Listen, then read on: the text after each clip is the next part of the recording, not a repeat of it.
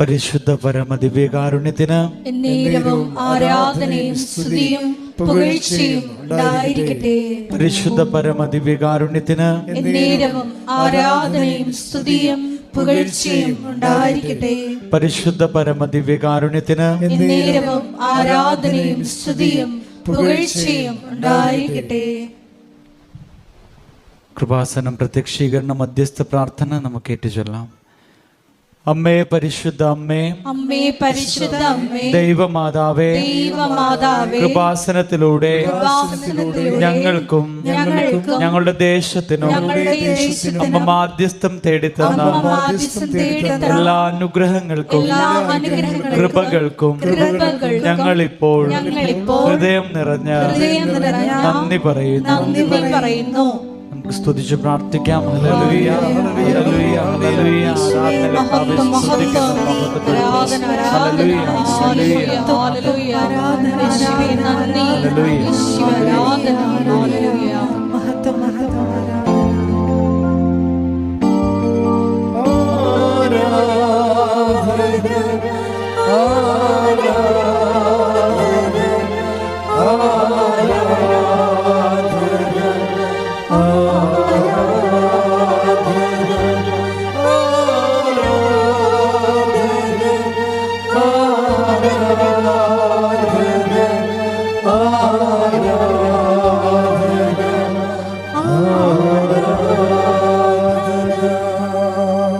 പരിശുദ്ധ പരമദിവ്യകാരുണ്യത്തിന് എന്നേരവും ആരാധനയും സ്തുതിയും പുകഴ്ചയും ഉണ്ടായിരിക്കട്ടെ.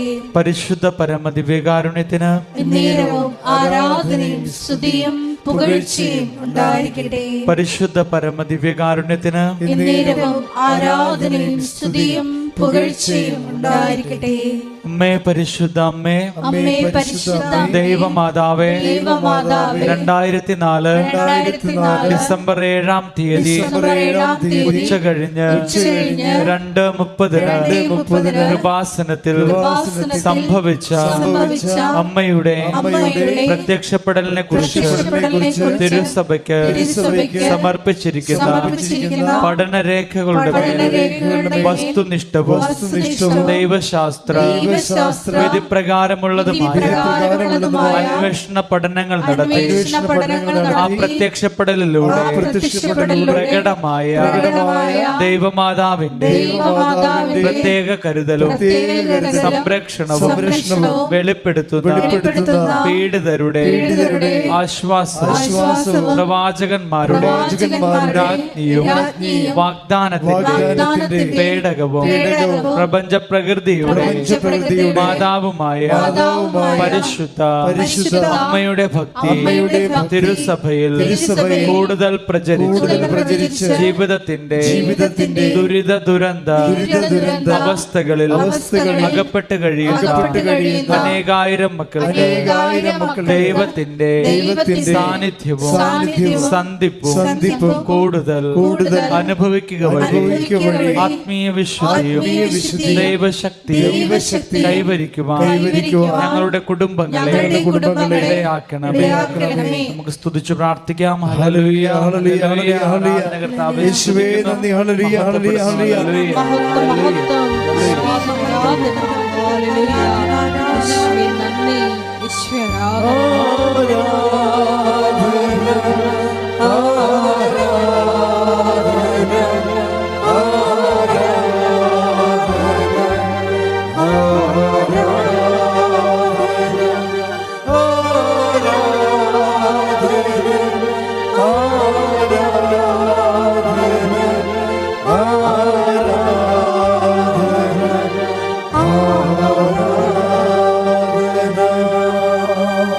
പരിശുദ്ധ പരമദിവ്യകാരുണ്യത്തിന് നേരവും ആരാധനയും സ്തുതിയും പുകഴ്ചയും ഉണ്ടായിരിക്കട്ടെ.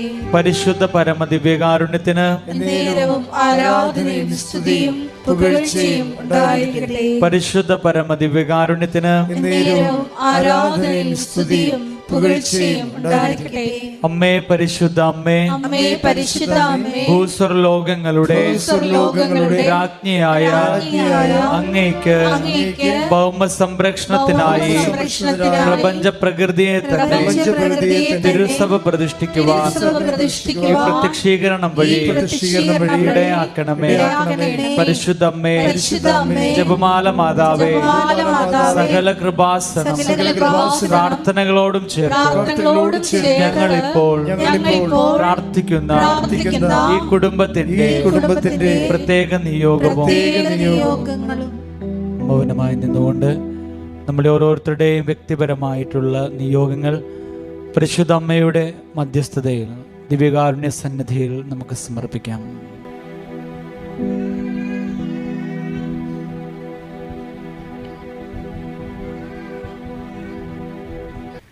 അമ്മയുടെ പ്രത്യക്ഷീകരണത്തിന്റെ ഈ അനുഗ്രഹവേളയിൽ ഞങ്ങൾക്ക് സാധിച്ചു തരുവാൻ കനിയണമേ. ആമേൻ. സ്തുതിച്ചു പ്രാർത്ഥിക്കാം. ഹല്ലേലൂയ, ഹല്ലേലൂയ. മഹത്വം, മഹത്വം, ആരാധന, ആരാധന.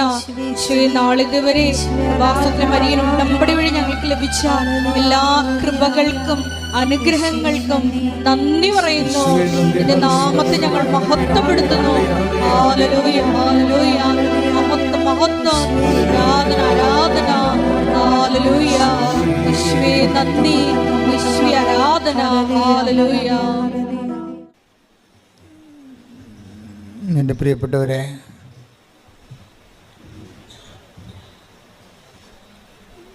ഉടമ്പടി എപ്പോഴും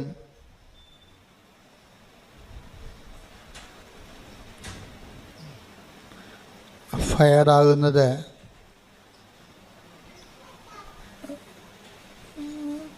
ഉടമ്പടി ജീവിതത്തിൽ നമ്മൾക്ക് എൻ്റെ അപ്ഡേഷൻസ് വരുന്നത് പുതിയ പുതിയ ബോധ്യങ്ങൾ ലഭിക്കുമ്പോഴാണ്. രണ്ട് തരത്തിൽ നമുക്ക് ഉടമ്പടിയിൽ വളരാൻ പറ്റും. ഒന്ന്, ബോധ്യങ്ങളിൽ നിന്ന് ബോധ്യങ്ങളിലേക്ക് പോകുന്നതനുസരിച്ച് വളരും. ഈ ബോധ്യങ്ങളിൽ നിന്ന് ബോധ്യങ്ങളിലേക്ക് പോകുന്നതിന് ആനുപാതികമായിരിക്കും നമ്മുടെ അനുതാപത്തിൻ്റെ ആഴപ്പെടൽ. ഒരു വ്യക്തി ആധ്യാത്മികമായിട്ട് വളരുന്നു എന്ന് വെച്ചാൽ അതിൻ്റെ അർത്ഥം അദ്ദേഹത്തിൻ്റെ പെരുമാറ്റങ്ങൾ, ശീലങ്ങൾ, സ്വഭാവങ്ങൾ, അദ്ദേഹത്തിൻ്റെ സാക്ഷി ജീവിതം ഒക്കെ അടിസ്ഥാനപ്പെടുത്തിയിരിക്കുന്നത് ഈ ബോധ്യങ്ങളിലാണ്. കഴിഞ്ഞ ദിവസങ്ങളിൽ ഞാനിത് ഇങ്ങനെ പെട്ടെന്ന് ഇങ്ങനെ ഈ സമയത്തൂടെ പറയാൻ കാരണം, കഴിഞ്ഞ ദിവസം ഞാനിവിടെ ആൾക്കാരെ കണ്ടുകൊണ്ട് അവരുടെ കാര്യങ്ങളൊക്കെ കേട്ടുകൊണ്ട് പ്രാർത്ഥിച്ചുകൊണ്ടൊക്കെ നിൽക്കുമ്പോൾ ഒരു സഹോദരി എനിക്ക് ഉടമ്പടി ധ്യാനം പുതിയ ബോധ്യങ്ങൾ നൽകിയെന്ന് പറഞ്ഞു. അതെനിക്ക് ഭയങ്കരമായിട്ട് ക്യാച്ച് ചെയ്ത് ഞാൻ. അത് ആധ്യാത്മികമായ ഒരു വളർച്ചയാണ് എൻ്റെ ഇത് വരണത്. കാര്യം നമുക്കറിയാമല്ലോ ബോധ്യം എങ്ങനെയാണ് ബോധ്യം ഉണ്ടാകണത്, അതിനെക്കുറിച്ച് നിങ്ങൾ കൃത്യമായിട്ട് മനസ്സിലാക്കണം. ഒരാൾക്ക് ബോധ്യം ഉണ്ടാകുന്നത് എങ്ങനെയാണ്? ബോധ്യത്തിൻ്റെ ആദ്യ രൂപങ്ങൾ, പ്രാഗ്രൂപങ്ങൾ എന്താണ്? ബോധ്യത്തിൻ്റെ പ്രാഗ്രൂപം അറിവാണ്. അറിവാണ് ആദ്യം ഉണ്ടാകുന്നത്. അപ്പം നിങ്ങൾ ചെയ്യേണ്ടതെന്ന് വെച്ച് കഴിഞ്ഞാൽ ആസ് മച്ച് ആസ് പോസിബിൾ അറിവ് സമ്പാദിക്കണം ഉടമ്പടിയെക്കുറിച്ച്. അല്ലെങ്കിൽ ഉടമ്പടി കറക്റ്റ് ആകത്തില്ല. എന്തുമാത്രം നിങ്ങൾക്ക് ഉടമ്പടിയെക്കുറിച്ച് അറിവ് സമ്പാദിക്കുന്നുവോ അതിന് ആനുപാതികമായിട്ടായിരിക്കും ബാക്കിയുള്ള സംഭവങ്ങൾ നടക്കുന്നത്. ഉടമ്പടിയെക്കുറിച്ചുള്ള അറിവ് സമ്പാദിക്കാനുള്ള സോഴ്സ് എന്ന് പറയുന്നത് ഒന്ന് അച്ഛൻ്റെ ഉടമ്പടി ധ്യാനം തന്നെയാണ്. രണ്ടാമത്തത് ജനങ്ങളുടെ സാക്ഷ്യാനുഭവങ്ങൾ. മൂന്നാമത്തത് ഉടമ്പടി ലിറ്ററേച്ചർ, ഉടമ്പടി സാഹിത്യമുണ്ട്. അച്ഛന് എഴുതിയിട്ടുള്ള പുസ്തകങ്ങളുണ്ട്. 2 പുസ്തകങ്ങൾ ഇവിടെ ഉണ്ട്. ഉടമ്പടി പദ്ധതിയും പ്രയോഗവും, പിന്നെ ഉടമ്പടി പ്രയോഗത്തിൽ. അങ്ങനെ 2 പുസ്തകങ്ങളുണ്ട്. ഒരെണ്ണം പുതിയ പുസ്തകമാണ്. അതിന് ഹെഡിങ് പ്രത്യാശ എന്നാണ്. പക്ഷേ അതിൻ്റെ കണ്ടൻറ്റ് ഉടമ്പടിയുടെ പ്രയോഗതലങ്ങളെക്കുറിച്ചാണ് പറയണത്. അപ്പോൾ അതാണ് നമുക്ക് അറിവ് കിട്ടാനുള്ള 3 സോഴ്സ് ഇതാണ്. ഒന്ന്, ആഴ്ചയിലുണ്ടാകുന്ന ദിനംപ്രതി ഉണ്ടാകുന്ന ഉടമ്പടി സാക്ഷ്യങ്ങൾ. ഉടമ്പടി സാക്ഷ്യങ്ങളുടെ പ്രത്യേകത എന്ന് വെച്ച് കഴിഞ്ഞാൽ, അതിൻ്റെ ഒരു പ്രത്യേകത, ഒരു മനുഷ്യൻ ഈ ജീവിതത്തിൽ അനുഭവിക്കാവുന്ന ഓൾമോസ്റ്റ് ഓൾ ആയിട്ടുള്ള എല്ലാ വിഷയങ്ങളെയും അഡ്രസ്സ് ചെയ്യുന്നു എന്നുള്ളതാണ് ഉടമ്പടിയുടെ ഏറ്റവും വലിയ വിജയം. എവറിത്തിങ്, ഒരു മനുഷ്യൻ്റെ ജീവിതത്തിൽ സംഭവിക്കാൻ സാധ്യതയുള്ള ഓൾമോസ്റ്റ് എവരിത്തിങ്, സൂര്യന് താഴെ ഭൂമിക്ക് മുകളിലുള്ള എല്ലാ സബ്ജക്റ്റും ഉടമ്പടി അഡ്രസ്സ് ചെയ്യും.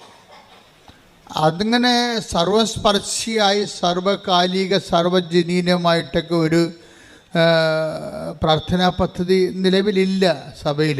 ഉടമ്പടി മാത്രമേ ഉള്ളൂ. കാര്യം ഞാൻ എത്രയോ വർഷമായി ഓരോരോ ഘട്ടങ്ങളിലൂടെ വന്നാണ് ഇവിടെ ഉടമ്പടിയിൽ എത്തുമ്പോഴാണ്. അപ്പം എല്ലാത്തിൻ്റെയും പരിമിതികളെക്കുറിച്ച് എനിക്ക് നല്ല ബോധ്യങ്ങളുണ്ട്. അപ്പം അതിൻ്റെ പരിമിതികളെല്ലാം പരിഹരിച്ചുകൊണ്ടാണ് അവസാനം സഭയ്ക്ക് ദൈവം ഉടമ്പടി നൽകുന്നത്. ഉടമ്പടിയിൽ വരുമ്പോൾ സ്വാഭാവികമായത് എല്ലാവരെയും തന്നെ അഡ്രസ്സ് ചെയ്യുന്നുണ്ട്.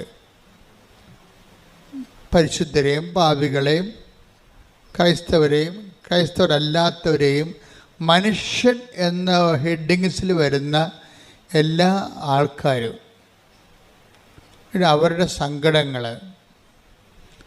അവരുടെ നിലനിൽപ്പ്, അവരുടെ ഇന്ന് അനുഭവിക്കുന്ന പ്രതിസന്ധികളിൽ നിന്നുള്ള വിടുതലും മോചനവും എല്ലാം ഉടമ്പടിയുടെ സബ്ജക്റ്റാണ്.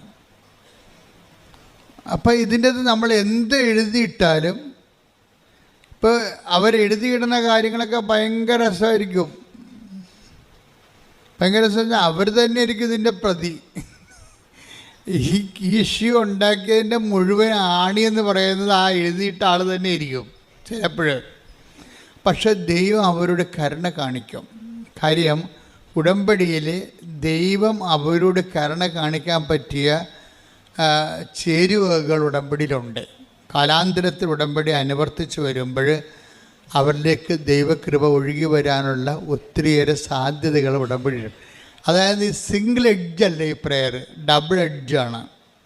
പിന്നെ ഇതിൻ്റെ അനുഷ്ഠാന വിധികളിലെല്ലാം വിശ്വാസ വളർച്ച വ്യക്തി കൈവരിച്ചുകൊണ്ടിരിക്കും. പക്ഷേ അത് നമ്മൾ ശ്രദ്ധിക്കേണ്ടത്, നിങ്ങൾ ഈ മതപരമായ ചടങ്ങുകൾ ഒത്തിരി ചെയ്തിട്ടുള്ള ആൾക്കാരാണ്, ക്രിസ്ത്യൻസ് ആയാലും നോൺ ക്രിസ്ത്യൻസ് ആയാലും. അപ്പം ചടങ്ങുകളൊക്കെ ചെയ്യണ പോലെ ഉടമ്പടി ഒരു ചടങ്ങാക്കിയാൽ വെളുക്കാൻ തേക്കണത് പാണ്ടാകാനുള്ള എല്ലാ സാധ്യതയുണ്ട്. അത് നമ്മൾ ചടങ്ങെന്ന് പറയുമ്പോൾ എന്താ വെച്ച് കഴിഞ്ഞാൽ, ചടങ്ങിന് വരുന്ന ഇപ്പോൾ ഒരു ഉദാഹരണത്തിന് ഞാൻ പറയാം. ഒരു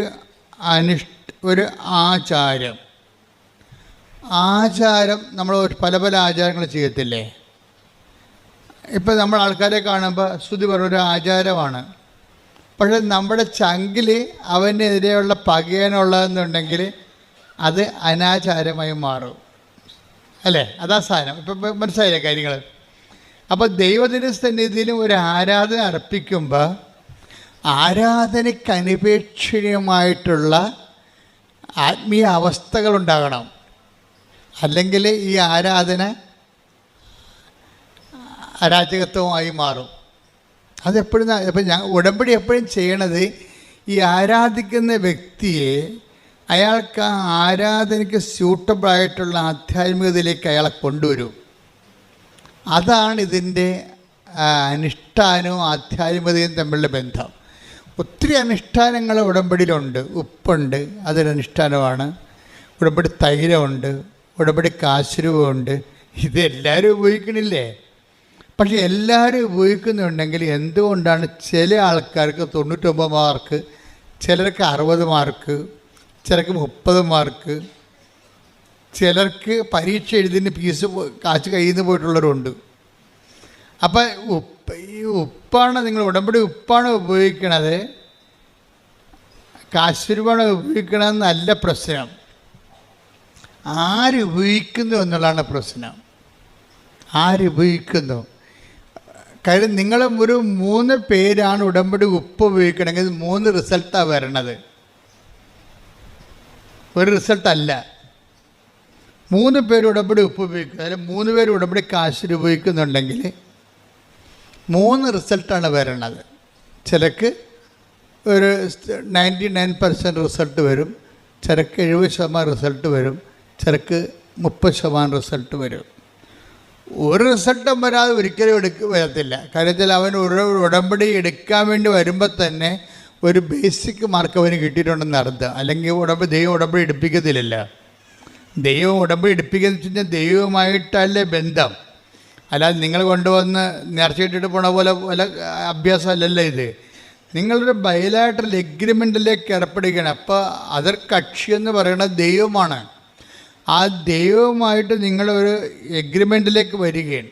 അപ്പോൾ അങ്ങനെ ഒരുമാതിരിപ്പെട്ട ഒരു 10 പേര് കൃപാസനത്തിൽ വന്നാൽ ആരാ ഉടമ്പടി എടുക്കണത്? 4 പേരെ ഉടമ്പടി എടുക്കത്തുള്ളൂ, 6 പേര് പോകും. നിങ്ങൾ കണ്ടിട്ടില്ലേ? പോണം കണ്ടിട്ടില്ലേ? ഞങ്ങൾക്കറിയാതെ 10 പേര് കൃപാസനം ചവിട്ടിയാൽ അതിൻ്റെ 6 പേര് അപ്പം തന്നെ പോകും, പ്രാർത്ഥിച്ചിട്ട് പോകാമെന്ന് പറയും. അല്ലെങ്കിൽ കൂടെ ഉള്ളവരെ തോണ്ടും മാന്തും, അമ്മ പോകാം അമ്മ പിന്നെ വരാം അടുത്ത ദിവസം വരാമെന്ന് പറയും.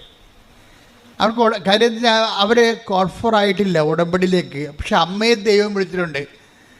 അപ്പം അമ്മ പറയും നീ പോയി കാറിക്കിടന്ന് ഉറങ്ങ്, ഞാൻ ഇത് എടുത്തിട്ട് വരട്ടെന്ന് പറയും. കാര്യം എന്താ? മകനെ അല്ലെങ്കിൽ മകൾക്ക് ഉടമ്പടിയെ വിളിച്ചിട്ടില്ല. കാര്യം ഉടമ്പടി എന്ന് പറയുന്നത് ദൈവമായിട്ടുള്ള ബയലാറ്ററൽ എഗ്രിമെൻ്റാണ്. ആ എഗ്രിമെൻറ്റ് ദൈവം സമ്മതിക്കണ്ടേ? ഇപ്പോഴൊരു മൊബൈൽ പ്രാന്തിയാണെങ്കിൽ ദൈവം സമ്മതിക്കത്തില്ല. കൈ പണ്ടാരമായിട്ട് ഉടമ്പടി ചെയ്തിട്ട് ദൈവത്തിന് എന്ത് കിട്ടാനാ? അപ്പോൾ ഈ സാധനത്തിന് അപ്പം പെരുക്കം വന്നിട്ട് ആ സാധനം അപ്പം തന്നെ 4 കാലം മുന്നോട്ട് കാലും പറത്തിക്കൊണ്ട് ഓടിക്കളയും. പക്ഷേ ഈ സാധനം പിന്നെ തിരിച്ചു വരും. കാര്യം അമ്മ എന്ന് പറയുന്ന ആ ഉടമ്പടി, ദൈവം ഉടമ്പടി എടുക്കാൻ വേണ്ടി വിളിച്ച ആൾ പ്രത്യേകം മെനയായിട്ട് ഉടമ്പടി ചെയ്തുകൊണ്ട് അടയാളങ്ങൾ കിട്ടിക്കഴിയുമ്പോൾ അവർക്കൊരു ആവശ്യമുണ്ട്. ആദ്യം ചാടിപ്പോയവരും പിന്നീട് തിരിച്ചു വരും. അവർ സാക്ഷ്യങ്ങൾ കേൾക്കാം. എന്തുമാത്രം സാക്ഷ്യങ്ങൾ അങ്ങനെ വരുന്നത്. ഞാൻ ഉടമ്പടി അമ്മ ഉടമ്പടി എടുത്തപ്പോൾ ഞാൻ കാറിൽ പോയിരുന്നുണ്ട്, TV കാണുക, അവിടുത്തെ കോമഡി കാണുകയായിരുന്നു, എനിക്ക് ഇതിൻ്റെ അകത്തൊരു താല്പര്യം തോന്നിയില്ല എന്നൊക്കെ പറയും. പക്ഷെ ആദ്യം തോന്നിയില്ലെങ്കിലും കാലാന്തരത്ത് നീ ഇവിടെ വന്ന് ചവിട്ടിപ്പോയില്ലേ, ചവിട്ടുമ്പോൾ സ്വാഭാവികമായിട്ടൊരു ഗ്രേസ് മാർക്ക് നിനക്ക് കിട്ടും. ചവിട്ടിക്കഴിഞ്ഞാൽ എന്താ കാര്യം? അമ്മ പ്രത്യക്ഷപ്പെട്ട സ്ഥാനത്ത് വരാനുള്ള അനുവാദം കിട്ടിയില്ലേ, എൻട്രി പാസ്സായില്ലേ. അപ്പോഴങ്ങനെ എൻട്രി പാസ് കിട്ടിയ ആൾക്കാർ ചിലപ്പോൾ ഡ്രൈവറായിരിക്കും, നിങ്ങൾ ചിലപ്പോൾ ഭീഷണ പാർട്ടി ആയിരിക്കും, ഡ്രൈവിങ് കഴിഞ്ഞാൽ വൈകുന്നേരം ചിലപ്പോൾ ബിസി കിടന്ന് തുടങ്ങിയും പ്രാർത്ഥിക്കാത്ത കക്ഷിയായിരിക്കും. ഒരു പ്രാർത്ഥനക്കാരെ 10 പൈസ കിട്ടുന്ന കാര്യം നിങ്ങളെ കൊണ്ടൊന്ന് ആക്കിയിട്ട് എങ്ങനെ കൊണ്ടിരിക്കുക, എന്നാ പരിപാടി അവിടെ നടക്കണമെന്നൊക്കെ അവിടെയൊക്കെ ചുറ്റും നടന്ന് കണ്ടുവച്ചും അങ്ങനെ കുത്തിയിരിക്കുന്ന പാർട്ടി. പക്ഷെ കുറച്ച് കഴിയുമ്പോൾ നിങ്ങൾ ദൈവം വിളിക്കും. ഒരു 6 മാസം കഴിയുമ്പോൾ നിങ്ങളെ വിളിക്കും. ആ ഇടുക്കി ഞങ്ങളൊരു ഡ്രൈവറിൻ്റെ സാക്ഷ്യം കേട്ട്, അയാൾക്ക് ഭയങ്കര വെള്ളടിയാണ്. അയാൾ മുടിഞ്ഞ് തേച്ച് കഴുകിയിരിക്കുകയാണ്. അവസാനം പുള്ളിക്കാരൻ്റെ വണ്ടി വരെ കടത്തിലായി. പുള്ളി ആൾക്കാരെ എന്നാലും ആൾക്കാരെ കൊണ്ടുവരേണ്ട പരിപാടിയാണ് പുള്ളിക്കുള്ളത്. അത് കഴിയുമ്പോൾ പുള്ളി കിടന്ന് പോകാം. അപ്പം എന്നിട്ട് ഇവരെ ഇട്ടിട്ട് സ്ക്രൂ ചെയ്യും. ചില ഡ്രൈവർമാർ കൃപയില്ലാത്തവരാണെങ്കിൽ പ്രാർത്ഥിക്കാൻ വന്നവർ എപ്പോഴും വിളിച്ചുകൊണ്ടിരിക്കും. നിങ്ങൾ ചെയ്യേണ്ടതെന്ന് വെച്ച് കഴിഞ്ഞാൽ ഉടമ്പടി ചെയ്യാൻ വരുമ്പോൾ തന്നെ നിങ്ങൾ സ്വിച്ച് ഓഫ് ചെയ്ത് കാണാം മൊബൈല്. അതാണ് ചെയ്യേണ്ടത്. കാരണം വെച്ചാൽ എടുക്കരുത്. കാര്യം ഒരിക്കലും നിങ്ങൾ ഉടമ്പടി ചെയ്യാൻ വേണ്ടി വരുന്നവരുടെ മൊബൈലിലൂടെ നിങ്ങൾക്ക് ഇത്രയും നാൾ എൻ്റെ അനുഭവത്തിൽ നോക്കുകയാണെങ്കിൽ ഒരു 60% നിങ്ങളെ ഉടമ്പടിയിൽ നിന്ന് പിന്തിരിപ്പിക്കാനുള്ള പിന്തിരിപ്പൻ ശക്തികളായിരിക്കും അതർ എൻഡിലുള്ളത്. അത് മകനായിരിക്കും. അമ്മ തിരിച്ചറി കാർഡെന്ത് ചെയ്യും? അമ്മ പോയി കിടക്കണ കൃപാസനത്തിൽ എൻ്റെ തിരിച്ചറി കാർഡെന്ത് ചെയ്യും? എടാ അവിടെ ഉണ്ടാ നോക്കടാ, തീർന്ന് നമ്മൾ ഡെസ്പായി, നമ്മുടെ വിശ്വാസ പ്രമാണം പൊട്ടിപ്പോയി. അവിടെ വെച്ച് പ്രാർത്ഥിച്ചുകൊണ്ട് നിൽക്കുകയായിരുന്നു. അപ്പോഴാണ് ഈ പണ്ടാരം വിളിച്ചത്. പിശാച് വിളിപ്പിക്കുന്നതാണ് ഈ സാധനം. നമ്മളെക്കൊണ്ട് ഇരിപ്പിക്കത്തില്ല.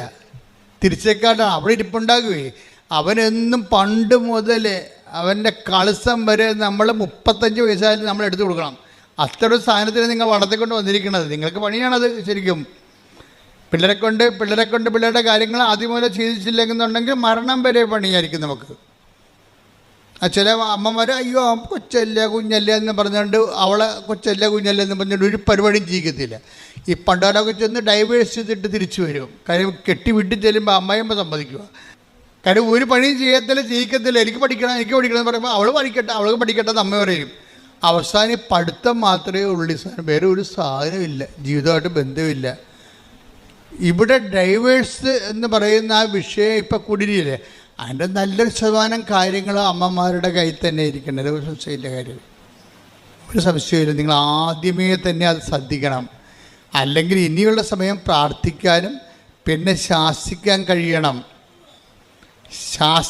കഴിയണം. അപ്പനും അമ്മയും ആകുമ്പോൾ ഈശോ എന്താണ് നീ ഞങ്ങളോട് ഇങ്ങനെ കാണിച്ചതെന്ന് ചോദിച്ചില്ലേ. ഏത് ഈശോയാണെന്ന് ദൈവമാണെന്ന് പറഞ്ഞിട്ടും കാര്യമില്ല. അമ്മയുടെ ഡ്യൂട്ടി ചെയ്യും. എന്താണ് ഈശോ നീ ഞങ്ങളോട് ഇങ്ങനെ ചെയ്തത്, ഞാനും നിൻ്റെ അപ്പനും കൂടി എന്തുമ്പോൾ നിന്നെ അന്വേഷിച്ചെന്നറിയാമോ? അത് ശാസനയാണ്. ആ സംഭവം ശാസനയാണ്. അപ്പം ദൈവപുത്രനാണെന്ന് അറിഞ്ഞാലും മാനുഷ്യമായ ഒരു ക്രമം തെറ്റിക്കഴിഞ്ഞാൽ ശാസിക്കാനുള്ള ബാധ്യത നമ്മൾക്കുണ്ട്. അത് ഏത് മക്കൾ അവൾ പ്രസവിച്ചൊക്കെ 2 കുഞ്ഞുങ്ങളുണ്ടെങ്കിൽ പോലും അവളുടെ അപ്പനോട് വീട്ടുകാരോട് ചെയ്ത് ശരിയല്ല എന്നുണ്ടെങ്കിൽ ശരിയല്ലെന്ന് നിങ്ങൾ പറയണം. അപ്പോഴാണ് നിങ്ങൾ ദൈവത്തിൻ്റെ പക്ഷമാകണത്. അപ്പം ചിലപ്പോൾ മകളുടെ സ്നേഹം നിങ്ങൾക്ക് പോകുമായിരിക്കും. എൻ്റെ മക്കളെ, ഒരു കഥയുമില്ലാത്ത കാര്യമാണിത്. നമ്മൾ പലരുടെയും സ്നേഹത്തിന് പോകാതിരിക്കാൻ വേണ്ടി നിങ്ങൾ ഒത്തുതീർപ്പ് തയ്യാറാകുമ്പോൾ ഔട്ടാകണത് ദൈവമാണ്. നമുക്ക് ദൈവത്തെ മാത്രം മതിയെന്ന് ആദ്യം ഒന്ന് ചിന്തിച്ച് നോക്കിയേ. ദൈവത്തെ മാത്രം മതി, ഞാൻ ദൈവത്തിൻ്റെ കൂടെ നിൽക്കും. അതിനാൽ ബാക്കി ആർക്കും ഒരു പരിധി കഴിഞ്ഞാൽ വേറെ ആർക്കും വാല്യൂ ഇല്ല. അങ്ങനെ നീ ചിന്തിച്ചു കഴിഞ്ഞാൽ ഏത് മകളായാലും ശരി. ഇപ്പം നിങ്ങൾ വിചാരിക്കുന്നത് എന്താണ്, അയ്യോ നമുക്ക് ഇനി കഞ്ഞി കിട്ടണമെങ്കിൽ മകൾ തന്നെ പോകണ്ടേ ഇംഗ്ലണ്ടിലെ. അപ്പൻ്റെ കാര്യം കണക്കാണ്. ഇനി മകളല്ല ഇനി നമ്മളെ സഹായിക്കേണ്ടത്, മകനല്ല സഹായിക്കേണ്ടത്. മകനെ ഇപ്പം കല്യാണം കഴിച്ച് പിന്നെ കല്യാണം കഴിച്ച മകൻ പറയണത് മാത്രമേ അവൻ കേൾക്കത്തുള്ളൂ. മകൻ്റെ കാര്യത്തിൽ തീരുമാനമായി, അവൻ പോയി.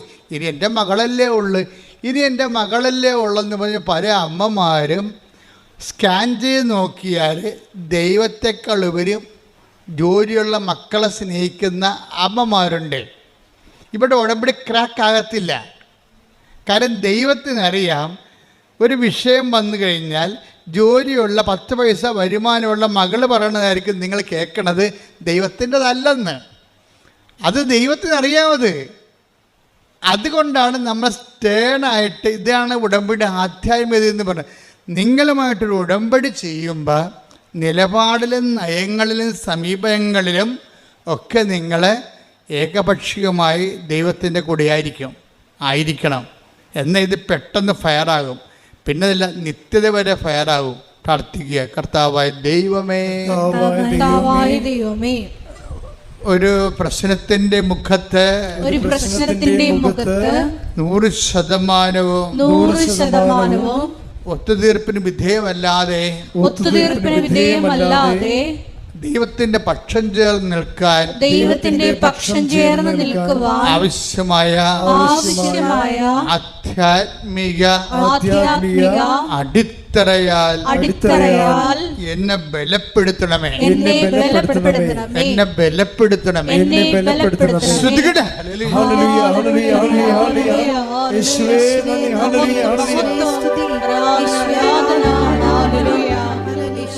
ഇപ്പോൾ ഫസ്റ്റ് ബോധ്യം ഞാൻ നിങ്ങൾക്ക് കൈമാറി തന്നു. എന്താണ് കാര്യം? ഒത്തുതീർപ്പിന് വിധേയമാകാത്ത നിലപാടുകൾ ദൈവ ബന്ധത്തിൽ നീ ഉടമ്പടി എടുത്തു കഴിയുമ്പോൾ പിന്നെ എന്താണ്, ഒത്തുതീർപ്പിന് മകളുടെ ശമ്പളവും നമുക്ക് നാളെ നക്കാപ്പിച്ച 10 ദിവസം കിട്ടുന്ന വരുമാനം അടഞ്ഞു പോയെന്ന് കണ്ടു കഴിഞ്ഞാലും ദൈവമായിട്ട് റിലേഷനിൽ ഒത്തുതീർപ്പിന് വിധേയമാകാത്ത നിലപാടുകൾ, അതാണൊരു ബോധ്യമെന്ന് പറയണത്. അപ്പോൾ ദൈവം പിന്നെ നമ്മുടെ മുഴുവൻ ഉത്തരവാദിത്തങ്ങൾ ദൈവം നോക്കാൻ ബാധ്യസ്ഥമായി തീരും. കാര്യം നമ്മൾ നിലപാടെടുത്തിരിക്കുകയാണ്. അപ്പോൾ റിസ്ക് എപ്പോഴും ദൈവത്തിൻ്റെ കയ്യിലായ സംഭവം. ഇനിയിപ്പോൾ ദൈവം കൈവിടാൻ കുഴപ്പമില്ല, എൻ്റെ മകളുടെ ശമ്പളം ഉണ്ടല്ലോ, നമ്മൾ പല ആൾക്കാരോടും ഒത്തുതീർക്കുന്നത് അവരുടെ സാമ്പത്തിക സ്രോതസ് നോക്കിയിട്ടാണ് ഒത്തുതീർപ്പിന് ചെയ്യണം. അവരുടെ സാമ്പത്തിക സ്രോതസ് നോക്കിയിട്ട് ഒത്തുതീർപ്പിന് തയ്യാറാണത്. ഏത് സമയത്ത് ഈ സാധനത്തെ കട്ട് ചെയ്യുമെന്ന് അവർക്ക് മനസ്സിലാക്കണം. നിങ്ങളെ സഹായിക്കുന്നവരും നിങ്ങളെ സന്ധിക്കുന്നവർക്കും നിങ്ങളുടെ നിലപാടിനെക്കുറിച്ച് ധാരണയുണ്ടാകണം. എന്താണ്? ദൈവത്തിൻ്റെ വഴികളിൽ നിന്നല്ലെങ്കിൽ ഈ സാധനം കട്ടാകാൻ സാധ്യതയുണ്ടെന്ന് പറഞ്ഞു. അപ്പോഴത്തെ എന്താ വെച്ചാൽ നമ്മുടെ ഉദ്ദേശം എന്താണ്? ദൈവത്തെ പഠിപ്പിക്കുക എന്ന ഉദ്ദേശം. അവരെല്ലാവരും ദൈവത്താൽ പഠിപ്പിക്കപ്പെടുന്ന പോലെ തന്നെയാണ് ദൈവത്തെ പഠിപ്പിക്കുക എന്നുള്ള ഒരു ഉത്തരവാദിത്വം നമുക്കുണ്ട്. എന്താ കാര്യം? നമ്മളുടെ നിലപാടിനെക്കുറിച്ച് ദൈവത്തിന് ധാരണ കൊടുക്കണം. എൻ്റെ നിലപാട് ഇതായിരിക്കും, സുവിശേഷ വിഹിതമായ ഞാൻ ആ നിലപാടെടുക്കത്തുള്ളൂ. അത്ര കൊലകൊമ്പനായാലും ശരി, എൻ്റെ നിലപാട് ഇതായിരിക്കും. എൻ്റെ കഴിവനുസരിച്ച് ഞാൻ അതിൻ്റെ കൂടെ നിൽക്കുകയും ചെയ്യും. നമ്മുടെ കഴിവപ്പെടാത്ത കാര്യങ്ങളുണ്ട്, അത് നമുക്കൊന്നും ചെയ്യാൻ പറ്റത്തില്ല. ദൈവത്തിന് പറയണം, പറഞ്ഞ് എൻ്റെ ദൈവമേ, എൻ്റെ കഴിവനുസരിച്ച് എൻ്റെ നിലപാടിൽ ഉറച്ചു നിൽക്കാൻ നിന്നെ അതിലെ ഒന്നാം സ്ഥാനത്ത്. ഇവിടെയാണ് വിഷയം. പ്രൈമറി റെഫറൻസ് വരണം. ദൈവത്തിന് പ്രൈമറി റെഫറൻസ്. ഉടമ്പടി എന്ന് പറയുന്ന ഒരു ജീവിതമാണ്. അവിടെ കിട്ടേണ്ട രണ്ടാമത്തെ ബോധ്യം എന്ന് പറയണത് പ്രൈമറി റെഫറൻസ് ദൈവത്തിന് വരണം. ഫസ്റ്റ് റെഫറൻസ്, നമ്മുടെ ഫസ്റ്റ് റെഫറൻസ് ദൈവത്തിന് വരണം. ഈശോ എപ്പോഴും പറയും, നിങ്ങൾ പ്രലോഭനം ഉണ്ടാവേണ്ടതാണ്, പക്ഷെ ഉണ്ടാവാതിരിക്കണം നല്ലത്. കർത്താവ് ആ കാര്യത്തിലൊരു അംബിഗ്യസ് ആണ്. ഇത് സിറ്റുവേഷനിലാണ് അങ്ങനെ പറയണത്. ടെംപ്റ്റേഷനെ കുറിച്ച് പറയണത് സിറ്റുവേഷനിലാണ്. എന്ന് വെച്ചാൽ പ്രലോഭനം ഉണ്ടാകാതിരിക്കുന്നതാണ് നല്ലത്. കാര്യം ഉണ്ടായാൽ നിങ്ങൾ വീണ് പോകുമെന്ന് എനിക്ക് ഉറപ്പാണ്. പക്ഷേ പ്രലോഭനം ഉണ്ടാവും. അപ്പോൾ ഇതാണ് എൻ്റെ ഈ ടെംപ്റ്റേഷൻ. ഇപ്പം പ്രൈമറി റെലംസിൽ പ്രാഥമികമായിട്ടുള്ള ബന്ധത്തിൽ ദൈവത്തിന് ഒന്നാം സ്ഥാനമാണെങ്കിലും പ്രലോഭനം ഉണ്ടാവും. ഇതിനെതിരെ ഒരു പ്രലോഭനം ഉണ്ടാവാതിരിക്കുന്ന ഒരു സാഹചര്യം ഈശോ പ്രീസപ്പോസ് ചെയ്യുന്നുണ്ട്. എന്ന് വെച്ച് കഴിഞ്ഞാൽ നമ്മൾക്ക് ഒരു ഇഷ്യൂ ഫേസ് ചെയ്യേണ്ട ആവശ്യമില്ലാത്ത സാഹചര്യം വരിക. ഇപ്പം നമ്മളെ ദൈവം തോൽപ്പിക്കാൻ ഉദ്ദേശിക്കുമ്പോഴാണ് നമ്മൾ തോൽപ്പിച്ച് കഴിയുമ്പോൾ ദൈവം നമ്മളും തമ്മിലൊരു കമ്മ്യൂണിക്കേഷൻ ഗ്യാപ്പ് ഉണ്ടാവും. ഈ കമ്മ്യൂണിക്കേഷൻ ഗ്യാപ്പ് ചില ആൾക്കാരുടെ കയ്യിലിരിപ്പ് കൊണ്ട് ദൈവം മനഃപൂർവ്വം ഇഷ്യൂസ് ക്രിയേറ്റ് ചെയ്യും. എന്ന് വെച്ചാൽ ആ ക്രിയേഷനിൽ ഇവർ ദൈവത്തിൽ നിന്ന് ഇപ്പം നിരക്കാത്ത തീരുമാനം എടുക്കാൻ സമ്മർദ്ദത്തിലാകും. അതിനാണ് പ്രലോഭനം ഉണ്ടാവുമെന്ന്, അതായത് പ്രലോഭനം ഉണ്ടാവാതിരിക്കുന്ന നല്ലതെന്ന് പറഞ്ഞാൽ ഉണ്ടായാൽ വീണു പോകാൻ സാധ്യതയുണ്ട്. ഇതിനൊരു സേഫ് സോണുണ്ട്. നിങ്ങൾക്കറിയാമല്ലോ, ഒരു ടൈം കഴിഞ്ഞാൽ നമ്മുടെ ഉപഗ്രഹങ്ങളൊക്കെ നമ്മൾ വിക്ഷേപിക്കത്തില്ലേ? അപ്പോൾ അതിൻ്റെ അറ്റ്മോസ്ഫിയർ കഴിഞ്ഞാൽ പിന്നെ അത് ലൈറ്റ് വെയിറ്റ് ആയിട്ടിരിക്കും. അതുവരെ നമ്മൾ റോക്കറ്റ് കത്തിച്ചുകൊണ്ടേ ഇരിക്കണം. ഓരോരോ തിന്മകളും പാപത്തിനെതിരെയുള്ള പോരാട്ടങ്ങളിൽ നടത്തിക്കൊണ്ടിരിക്കണം. ഇനി ഒരു ടൈം കഴിയുമ്പോൾ നല്ല പോരാട്ടക്കാരിയാണ് നീയെങ്കിൽ ദൈവം നിൻ്റെ സത്യസന്ധത കണക്കിലെടുത്തിട്ട് ഒരു ടൈം കഴിയുമ്പോൾ നിന്നെ ഇതിൽ നിന്ന് റിലീവ്ഡ് ആക്കും. അപ്പം നീ ലൈറ്റ് വെയിറ്റ് ആകും. അപ്പം നിനക്ക് ഇഷ്യൂ നിൻ്റെ മുമ്പിൽ കൊണ്ടുവരത്തില്ല. കാര്യം കൊണ്ടുവരാതെ നീ സേഫ് സോണിൽ കൊണ്ടുപോകും. ഇതിനകത്ത് ആധ്യാത്മിക ജീവിതത്തിൽ ഒരു സേഫ് സോണുണ്ട്. അതാണ് ഈശോ പറയണത്. ഉണ്ടാവാതിരിക്കുന്ന നല്ലതെന്ന് പറയണത് ഉണ്ടാവാതിരിക്കാനുള്ള സാധ്യതയുണ്ട് അവിടെ. അപ്പം നിനക്ക് കുമ്പസാരിക്കാൻ വരുമ്പോൾ നിനക്ക് പ്രത്യേകിച്ച് പാപങ്ങളൊന്നും കാണത്തില്ല. എന്താ കാര്യം? നിൻ്റെ ദൈവം ആ മേഖലയിൽ ടെസ്റ്റിംഗ് ടൈം കഴിഞ്ഞു. ഇനി ടെസ്റ്റിംഗ് ടൈം പലപ്പോഴും ടെസ്റ്റിങ് ടെസ്റ്റ് മസ്റ്റാണ്. അതായത് എപ്പോഴും അധ്യായ വളർച്ചയ്ക്ക് എപ്പോഴും ടെസ്റ്റ് തരും. മിക്കവാറും ഈ പ്രൈമറി സ്കൂളിൽ വെച്ച് തന്നെ ആൾക്കാർ തോറ്റിട്ട് പഠനം നിർത്തിക്കുന്ന പതിവ്. അങ്ങനെയാണ്. 90 ആൾക്കാരുണ്ടെങ്കിൽ തന്നെ ആദ്യത്തെ കാലത്ത് തന്നെ കാര്യം ബേസിക്കായിട്ട് ശരിയല്ല, ലോകത്താനാണെന്ന് കണ്ടു കഴിഞ്ഞാൽ ടെസ്റ്റ് ചെയ്യും. ഒരു തരത്തിൽ പിന്നെ ഒരു അതായത് ഗ്രാവിറ്റിയുള്ള ടെസ്റ്റ് നൽകിയിട്ട് ഇയാളെ പൂർണ്ണമായിട്ട് ഔട്ടായി കളയും. പിന്നെ ഇയാളുമായിട്ട് കമ്പനീസ് ഇല്ല. ദൈവമായിട്ട് മുന്നോട്ട് പോകണമെങ്കിൽ എപ്പോഴും നമ്മൾ ശ്രദ്ധിക്കേണ്ടത് ഒരു നിരന്തര അനുതാപത്തിൻ്റെ ഒരു മേഖലയിലേക്ക് നമ്മൾ പ്രവേശിക്കണം. അനുതാപം എന്ന് പറഞ്ഞാൽ ഇപ്പോൾ നിങ്ങൾക്കറിയാലോ, ഉടമ്പടിയിൽ കിട്ടേണ്ട മൂന്നാമത്തെ ബോധ്യം എന്ന് പറഞ്ഞപ്പോൾ മൂന്നാമത്തെ ബോധ്യം എന്ന് പറയുന്നത് നിരന്തര അനുതാപമാണ്. നിരന്തര അനുതാപം എന്നല്ല, നിരന്തര അനുതാപം. ഇപ്പം നിങ്ങളിപ്പോൾ ഒരു ധ്യാനം കൂടി അപ്പോഴൊന്ന് അനുദപിച്ചു, കുറച്ച് മുങ്ങി കുമ്പസാരിച്ച് കുർബാന സ്വീകരിച്ചു, അങ്ങനെ പിന്നെ കുറച്ച് നാൾ ഇങ്ങനെ നല്ല വെള്ളം ചപഞ്ഞ് നടന്നു, നിലച്ചായത്ത് പിന്നെ കുറുക്കനെപ്പോൾ നടന്നു, മഴ പെയ്യുമ്പോൾ പിന്നെ പെയിൻ്റെല്ലാം പോയി പഴയ കുറുക്കനായി. അങ്ങനെയല്ലേ ധ്യാനങ്ങളിലേക്ക് സഞ്ചരിക്കുന്ന ജീവികളെ കണ്ടാൽ മനസ്സിലാവും.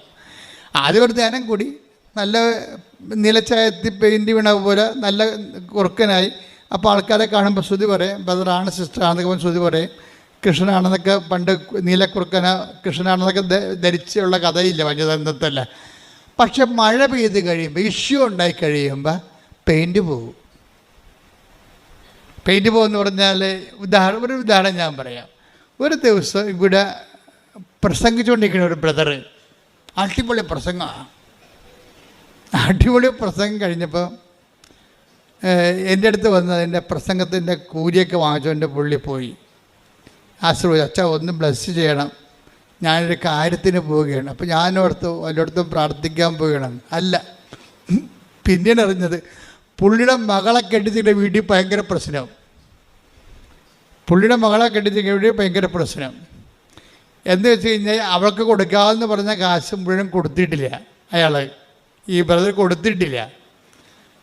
കൊടുക്കാതിരുന്നതിൻ്റെ കാരണം വെച്ച് കഴിഞ്ഞാൽ ഇത് വെച്ചുകൊണ്ട് തന്നെ പൈസ പറഞ്ഞ് ചേർത്ത ഷെയർ എല്ലാം കൊടുക്കാതെ വിടുന്നതിൻ്റെ ഉദ്ദേശം ഇവിടെ ഉള്ളിലൊരു രഹസ്യ അജണ്ട ഉണ്ട്. കാര്യം കുറച്ച് കഴിയുമ്പോൾ ഇവൾ പ്രസവിക്കാൻ വേണ്ടി വരുമ്പോൾ അപ്പം കാശ് വേണ്ടേ. അപ്പോൾ അവൾക്ക് കൊടുക്കാനുള്ള കാശ്, പ്രസവരക്ഷയും കൊച്ചിൻ്റെ ജ്ഞാനസ്ഥാനവും എല്ലാം കൂടി എടുത്തിട്ട് മുടക്കാൻ വേണ്ടി അവർ സാമ്പത്തികമായ കളിയാണ് ശരിക്കും പറഞ്ഞാൽ. എന്നാലും പിന്നെ ബാക്കി പൈസ കൊടുക്കാറുണ്ട്. അപ്പം മുറുമുറുപ്പ് ഇടയ്ക്ക് കെട്ടിച്ച് വിട്ട വീട്ടിൽ എപ്പോഴും മുറുമുറുപ്പുണ്ടാവും. ബദറാണ് അച്ഛൻ, അതൊരു കാര്യമൊന്നുമില്ല. പാപത്തിൻ്റെ സാഹചര്യങ്ങളെ ഇവർ ആധ്യാത്മ ജീവിതം ഒന്ന്, പ്രായോഗിക അനുദിന ജീവിതം വേറെ, രണ്ടായിട്ട് വരും. അങ്ങനെ അത് നിങ്ങൾ ഉടമ്പടിക്കാർ ശ്രദ്ധിക്കണം. ഈ കയ്യാങ്കളികളെല്ലാം ദൈവം വളരെ കൃത്യമായിട്ട് വാച്ച് ചെയ്തുകൊണ്ടിരിക്കുകയാണ്. ഇയാൾ എന്താണ് പൈസ സ്ത്രീധനം കുറച്ചാണ് കൊടുത്തിരിക്കണത്. അതുകൊണ്ട് അവിടെ ഇഷ്യൂ ഉണ്ട്. അവിടെ ഇഷ്യൂ ഉണ്ടാകുമ്പോൾ ഇയാളുടെ ഉദ്ദേശം എന്താണ്?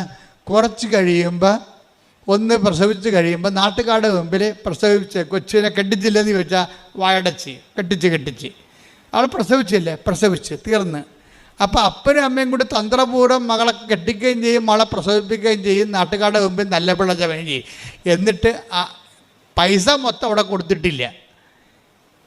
അത് കാരണം അവിടുന്ന് ഇഷ്യൂ എന്തിനാണ് കൊടുക്കാത്തതിൻ്റെ കാരണം എന്താണ്? ഇന്നലെ നാളെ ഇടിയുണ്ടാക്കി അവളെ ഇവിടെ തള്ളി പുറത്താക്കുമെന്നറിയാം. തള്ളി പുറത്താക്കാനാണ് അവർ ആഗ്രഹിക്കണത്. എന്തിനാണ്? ഇവിടെ കൊണ്ടുവന്ന് എടുത്തിട്ട് വേല എടുപ്പിച്ച് തിന്നണം. അതാ പ്രശ്നം. അപ്പോൾ ഈ ആൾക്കാർ ഉടമ്പടി എടുത്തുള്ള അവസ്ഥ എന്തായിരിക്കും? ഇത് ഒറ്റടക്കം പോകത്തില്ല. ഞാനുള്ള കാര്യം പറയുകയാണ്. അപ്പം മനസ്സിൽ എന്താണ്? അതുകൊണ്ടാണ് ഈശോ ചോദിക്കുന്നത്, വാട്ട് സ്പിരിറ്റ് ലീഡ്സ് യു. ഉടമ്പടി അഡ്രസ്സ് ചെയ്യണ പാപത്തെ അല്ല, ഉടമ്പടി അഡ്രസ്സ് ചെയ്യണത് അനുതാപത്തെയാണ്. അനുതാപം ബേസിക്കായിട്ട് അനുദിന അപ്പവും നിത്യജീവനുമായിട്ട് ബന്ധപ്പെട്ടതാണ്. അനുതാപം എന്ന് പറയുമ്പോൾ നിങ്ങൾ ഈ ഭൂമിയിൽ അനുതപിച്ച് ദൈവത്തിന് എന്ത് കിട്ടാനാണ്? അനുതാപത്തിന് എപ്പോഴും ഒരു ഇറ്റേണൽ ലൈഫായിട്ടൊരു കണക്ഷനുണ്ട്. അനുതാപം ആവശ്യമുള്ള ആൾക്കാരെക്കുറിച്ച് എന്തിനാണ് ഈശോ അങ്ങനെ പറയണത്? അപ്പോൾ എന്തിനാണ് അനുദപിക്കണത്? ശരിക്കും പറഞ്ഞാൽ അനുദപിക്കണത് നിത്യജീവനിലേക്കുള്ള യാത്രയുടെ ഒരു പ്രീ റെക്വിസിറ്റായിട്ടാണ് റിപ്പൻഡൻസ് വരണത്. എന്ന് വെച്ച് കഴിഞ്ഞാൽ നമുക്ക് നിത്യജീവനിലേക്കുള്ള ദൈവത്തിലേക്കുള്ള യാത്രയുടെ ഒരു മുൻ ആവശ്യമായിട്ടാണ് അനുതാപം. അല്ലാതെ നിങ്ങൾക്ക് IELTS പാസ്സാകാനല്ല അനുതാപം. ഇവിടെ പല ആൾക്കാർ അനുദപിക്കുന്നുണ്ടേ.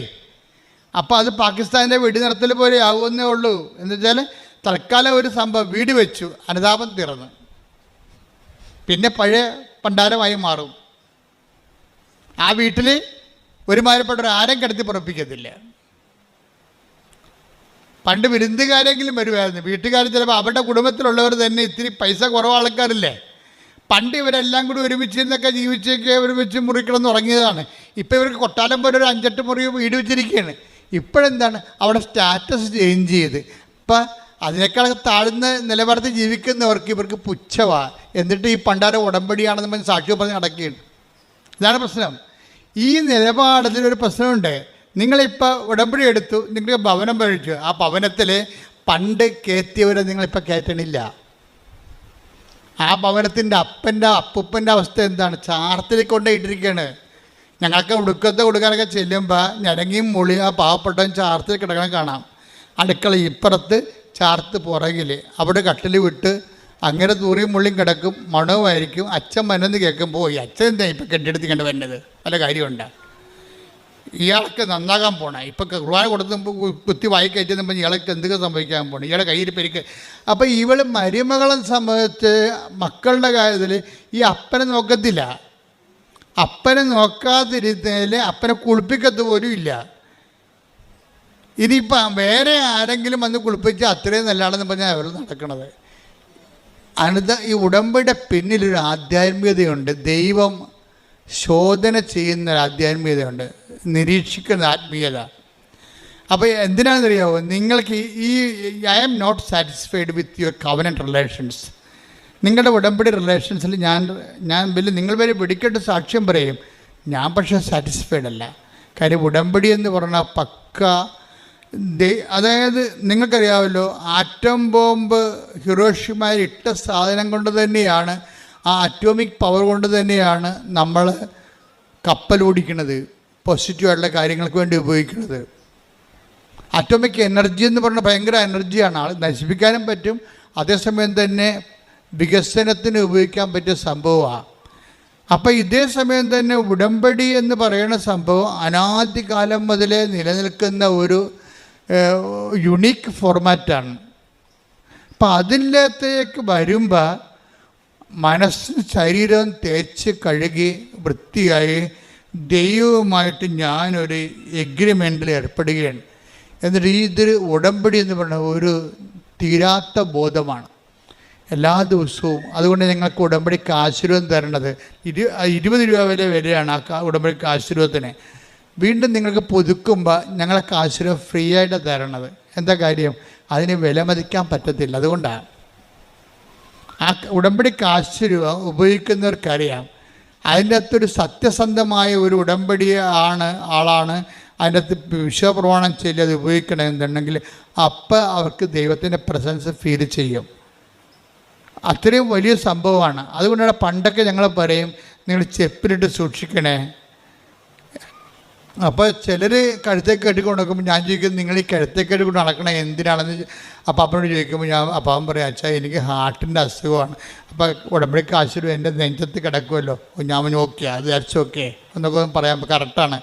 അദ്ദേഹത്തിന് ചിലപ്പോൾ അതുകൊണ്ടായിരിക്കും രക്ഷപ്പെടുത്തുന്നത്. പക്ഷെ എന്നാലും ഇത് നഷ്ടപ്പെട്ടാൽ ഞങ്ങൾ തിരിച്ചറിയത്തില്ല. നിങ്ങളുടെ കയ്യിൽ കഷ്ടങ്ങൾ ഉണ്ടെങ്കിൽ ഞങ്ങളത് റീഫണ്ട് ചെയ്യും, പുതിയത് തരും. എന്താ കാര്യം? ഉടമ്പടി റിലേഷനാണ്, നിത്യബോധമാണത്. ഉടമ്പടി ദൈവവുമായിട്ട് നിങ്ങളുടെ അടുത്ത ഉടമ്പടിയിൽ നിത്യബോധമാണ്. അപ്പം അതുകൊണ്ട് തന്നെ എൻ്റെ സഹോദരങ്ങളെ, ഈ ഉടമ്പടിയുടെ ഇത്രയും നാളുള്ള സാക്ഷ്യങ്ങൾ നിങ്ങൾ കേൾക്കണം.